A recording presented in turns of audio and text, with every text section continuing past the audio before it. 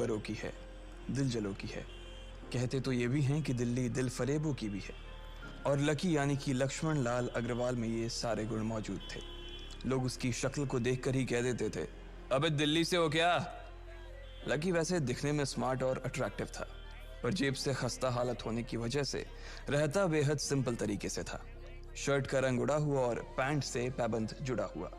कहने को तो उसकी उम्र के लड़के दिल्ली की सड़कों पर रात को मोटर बाइक दौड़ाते थे, लेकिन लकी उर्फ लक्ष्मण लाल अग्रवाल सिर्फ कमरे से कॉलेज में पढ़ाई और गर्लफ्रेंड डिंपल के साथ थोड़ा वक्त बिताना, फिर कॉलेज से दुकान, दुकान से जब होम डिलीवरी आए तो वहां, और फिर घर चला जाता था। हाँ, कभी कभी जब वो किसी लड़के को खाली सड़क पर मोटर बाइक दंदनाते हुए देखता तो कहता, एक दिन अपना टाइम भी आएगा जब मैं चश्मा लगाकर बैठूंगा और पीछे डिंपल को बैठाऊंगा।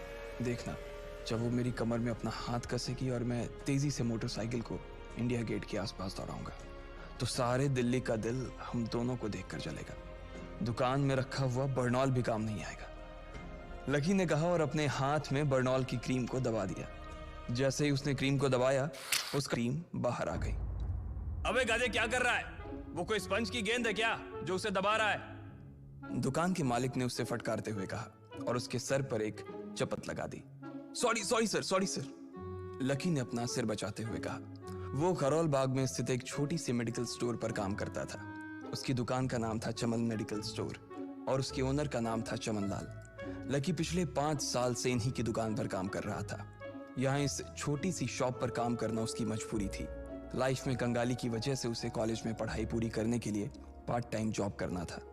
उसने कई अच्छी जगह अच्छी तनख्वाह की नौकरी ढूंढी पर नहीं मिली और वो इस मेडिकल स्टोर पर ही अटक गया। गधे, अब इसके पैसे क्या तेरा बाप भरेगा? कटेगा। इसका पैसा भी तेरी तनख्वाह से कटेगा और एमआरपी से डबल रेट में कटेगा। चमन ने अपने दांतों को किचमिचाते हुए कहा। गुस्से की वजह से उसकी नाक फूल गई थी और लकी की सांसें। उसने घबराते हुए ओनर से पूछा, एमआरपी से डबल क्यों सर जी?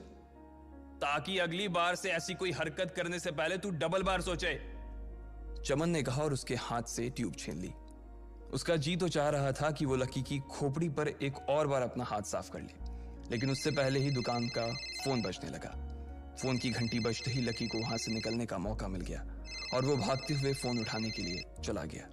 हेलो जी, करोल बाग के बेस्ट मेडिकल चमन मेडिकल स्टोर से बोल रहा हूं, बताइए क्या काम था? ये लकी की पेटेंट लाइन थी।